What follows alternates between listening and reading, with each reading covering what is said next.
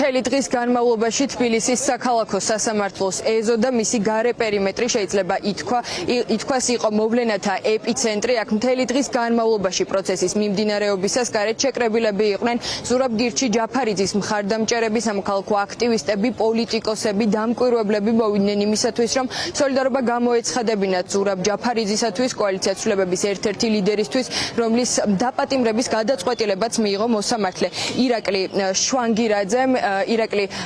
შვანგირაძე განიხილავდა დღეს ზურაბ გირჩი ჯაფარიძის საქმეს. მან შეცვალა აღკვეთის ღონისძიება გირაოს გადაუხდელობის გამო. სწორედ ამ სამართლებრივი საფუძვლით გაუშვა პატიმრობაში ზურაბ ჯაფარიძე. დღეს საინტერესოდ მიმდინარეობდა პროცესი სასამართლოს ხტომათა დარბაზის გარეთაც, როგორც გითხარით, მთელი დღის განმავლობაში აქ ადამიანები რჩებოდნენ და პერიოდულად ეცნობოდნენ ინფორმაციას, რომელიც სასამართლოს ხტომათა დარბაზიდან გამოდიოდა ზურაბ ჯაფარიძის პროცესთან დაკავშირებით.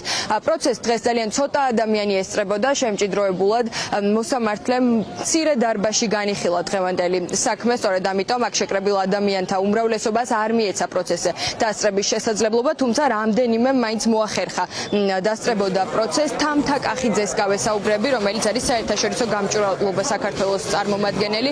ის ესწრებოდა მთელი დღის განმავლობაში პროცესს და საინტერესო იქნება მისი შეფასება, როგორ განვითარდა მოვლენები პროცესზე. ჩვენ ვიხილეთ გადაწყვეტილებები მოსამართლე ირაკლი შვანგირაძის. მან თქვა, რომ არ დააკმაყოფილა პირველ რიგში არც ერთი შუამდგომლობა, რომელიც ადვოკატებმა დააყენეს. თქვა, რომ პროცესი იყო გამჭვირვალე, არადა რიგი წინააღმდეგობები იყო, თუნდაც მედიის მუშაობის, ასევე დამკვირვებლების, დიპლომატიური კორპუსის წარმომადგენლებთან დაკავშირებით, მათ შემოშობასთან დაკავშირებით იყო პრობლემები. თქვენთვის როგორც დამკვირვებლისთვის, აი ეს მთელი პროცედურები, რაც დღეს თბილისის საქალაქო სასამართლოში მიმდინარეობდა, რამდენად იძლევა დღევანდელი პროცესის ობიექტურად შეფასების შესაძლებლობას? ხო, პრობლემები დაიწყო საერთოდ სამ შევედით სასამართლო დარბაზში, იმიტომ რომ აქ მობილიზებული იყო იმ რაოდენობის საპოლიციო ძალა, რომელიც ბოლოს მე მგონი ვნახე დარბების დროს, როდესაც გვარბევდნენ რუსთაველის გამზირზე, ამიტომ არ ვიცი რა საჭირო იყო ამ დონის საპოლიციო ძალის მობილიზება, ასევე აკონტროლებდნენ ადამიანებს, ვინ შემოდიოდა სასამართლო ეზოში და ვინ ვერ შემოდიოდა. ნუ ჩვენ შემოვედით, იმიტომ რომ ადვოკატის მოწვევები გქონდა, ადამიანები შემოვიდნენ, მედია ვინც იყო და ესე რამდენიმე ადამიანმა მოახერხა, მცირე ჯგუფმა მოახერხა სასამართლო შენობაში შემოსვლის შესაძლებლობა. თვითონ სასამართლო დარბაზში შესვლის შესაძლებლობაც იყო პრობლემური ძალიან, იმიტომ რომ სრულიად არასაჭიროდ მანდატურის სამსახურმა რაღაცნაირად აგრესია გამოავლინა და ძალადობრივად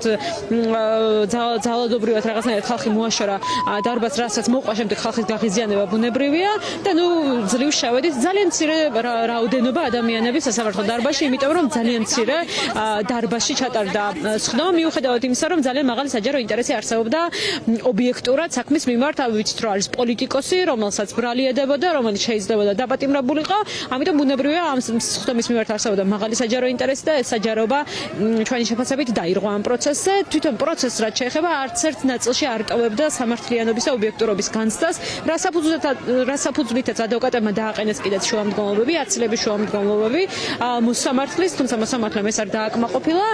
პრობლემური იყო ასევე ისიც, რომ დაცვის მხარე ითხოვდა თეატრ ოკეანის დაკითხვას და რატომღაც ვერც პროკურატურამ და ვერც სასამართლომ ვერ დაინახა საჭიროება, რატო შეიძლება თეატრ ოკეანი ყოფილიყო დაკითხული იმ სხდომაზე, სადაც მის გამო ასამართლებენ ადამიანს, ხო, იმ სხდომაზე, სადაც მან დაიბარა კერძოდ და პირადად ზურაბ ჯაფარიძე იმ სხდომაზე არ მისვლის გამო ასამართლებენ რეალურად, ხო, დღეს ზურაბ ჯაფარიძეს ბრალი აქვს წაყენებული იმის გამო, რომ რადგან პარლამენტს არ აღიარებს ლეგიტიმურად ზურაბ ჯაფარიძე, დღეს მაგიტომ ზის ეს ადამიანი ციხეში და რაც შეეხება აღკვეთის გადასინჯვას, ესაც იყო ძალიან პრობლემური, იმიტომ რომ ზოგადად აღკვეთის ღონისძიების გამოყენების საჭიროება ვერ დაასაბუთა პროკურატურამ, ვერ წინა პროცესზე ქონდა დასაბუთებული, შესაბამისად სრულად ეს პროცესი იყო პრობლემური. მადლობა, ძალიან დიდი. თამთა კახიძეს უსმენდით. ხატია დეკანოიძე არის ჩემთან ერთად, მას გავესაუბრები. ქალბატონო ხატია, თქვენ ესწრებოდით მთელი პროცესის განმავლობაში ამ მიმდინარეობას, რაც ვნახეთ დღეს სასამართლო დარბაზში. საზოგადოებამ შეაფასა პოლიტიკურად მოტივირებულ საქმედ. გქონდა თუ არა რაიმე საერთო დღეს განვითარებულ მოვლენებს სამართალთან, როგორი არის თქვენი აღქმით დღევანდელი პროცესი? არა, სამართალთან კი არა, ზურას სიტყვებს გავიმეორებ, რაც თქვა მან ბოლოს უკვე, როდესაც სასამართლომ ამ უსამართლო სასამართლომ და წარმოუდგენლად არ ვიცი, ესეთი მოსამართლე გამოიტანა ეს განაჩენი, რომ არ არსებობს ბუნებაში ის საფუძველი, რის საფუძველიც გახდებოდა მართლა იმისი მტკიცებულება, რომ ზურა დაეკავებინათ. იმიტომ რომ ეს კომისია არის არალეგიტიმური და ამ პარლამენტს მარტო კი აქვს მთელი ცივილიზებული სამყარო არცნობს და მისი დაკავება არის ერთგვარად კიდევ ერთი ძალიან სერიოზული ნიშანი, რომ ყველა უნდა დაფიქრდეს იმაზე, რომ ეს ქვეყანა უბრალოდ არავითარ სამართლებრივ საფუძვლებს არათუ აღარ ემორჩილება. უბრალოდ ადამიანი, უდანაშაულო ადამიანი ივანიშვილის გადაწყვეტილებით მიდის ციხეში. მთელი დღის განმავლობაში, რასაც მე ვისმენდი, არაფერი რა თქმა უნდა საერთო რაღაც კანონის უზენაესობასთან არ ქონდა, გარდა იმისა, რომ მანდატურები ძალადობდნენ ადამიანებს და მთელი საქართველოს პოლიცია აქ იყო. მოსამართლე დატოვა ზურა დაცვის გარეშე, იმიტომ რომ ბოლოს როდესაც დაცვა გამოვიდა, შემდეგ ზურა მოითხოვა სახაზინო ადვოკატი, ქეთის არ მისცეს უფლება, რომ ყოფილიყო მისი ადვოკატი და მისი დაცვა განეხორციელებინა და პრაქტიკულად ყველაფერი გააკეთეს და სისტემამ ყველაფერი გააკეთა რეჟიმა იმისთვის, რომ დღეს ზურა ჯაფარიძესთვის ბორკილები დაედოთ და რის გამო, არაფრის გამო რეჟიმი უნდა დაემხოს. ჩვენ სხვა გამოსავალი უბრალოდ არავის არ აქვს, ეს რეჟიმი არის ადამიანებისთვის, ქვეყნისთვის საშიში და ხა ზურას არაფერი არ დააკლდება, ამით ტრაგედია თავისთავად უდანაშაულო ადამიანი ციხეშია, არაფრის გამო, არაფერი არ დააკლდება, მაგრამ ერთი უნდა გვესმოდეს, რომ ყველასთან მივა ისევე როგორც უდანაშაულოდ დღეს ზურა დაიჭირეს. ძალიან დიდი მადლობა. ხატია დეკანოიძეს უსმენთ. ელენე ქაიხოსროშვილი არის ასევე ჩვენთან ერთად სამოქალაქო აქტივისტი, რომელიც მთელი დღის განმავლობაში იმყოფებოდა სასამართლოში. ელენე, როგორი არის თქვენი პოზიცია, რაც დღეს ვიხილეთ? სამართალთან არ აქვს კავშირი, ძირითადად ასეთი არის შეფასებები პოლიტიკოსების მხრიდან, სამოქალაქო აქტივისტების მხრიდან, თუმცა იყო მეორე ნაწილი, როგორ ექცეოდნენ აქ შეკრებილი სამართალდამცველები, ასევე მანდატურის სამსახურის წარმომადგენლები, ადამიანებს, რომლებსაც ჰქონდათ უბრალოდ მაღალი ინტერესი ამ პროცესის მიმართ და სურდათ დასწრება.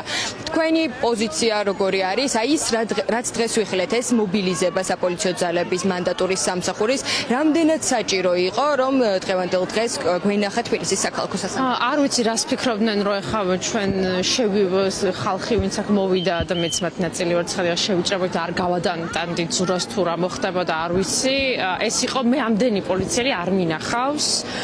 გარდა ძალიან დიდი აქციებისა, რაც სასამართლოსთან დაკავშირებულ საქმეებზე, ნამდვილად არ მინახავს ამდენი ადამიანი. ძალიან მე დაემთხვა ეს, რომ მქონდა საქმე სასამართლოში, ჩემი მანუჩარ ცაცუას მოსამართლის თანაშემწეს ვესაუბრე და ასეთი გზით მოვხვდი მოკლედ დარბაზში და მე აღარ დავტოვე უბრალოდ შენობა დარბაზში სამწუხაროდ ვერ შევედი.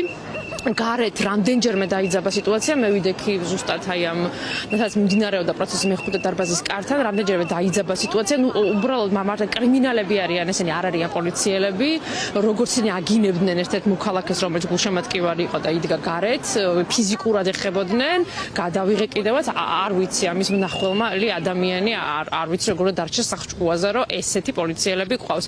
გარდა ამისა, მე დაახლოებით 6.5-თვის შევძელი რომ შევსულიყავი შენობაში და აბსოლუტურად ყველა დარბაზი დავიარე, რომელიც არის ამ სართულზე. ერთადერთი დარბაზი იყო დაკავებული, რომელიც სუციდივი პატარაა, როგორც ის დარბაზი, სადაც დღეს მიმდინარეობდა ზურას პროცესი. ყველა დარბაზი, ყველა დიდი დარბაზი იყო ცარიელი საათების განმავლობაში და ამ მიზეზით არ იღებდა მოსამართლე გადაწყვეტილებას, რომ შეეცვალა დარბაზი. რაც შეეხება მის დაპატიმრებას, ხო რა უნდა ვთქვა აქ, ანუ პოლიტიკოსებს იჭერენ იმის გამო, რომ ისინი არ აღიარებენ ქართული ოცნების ხელისუფლების ეგრეთ წოდებული ხელისუფლების ლეგიტიმურობას. ნუცა დიდი მადლობა, ნუცა ბახუტაშვილი.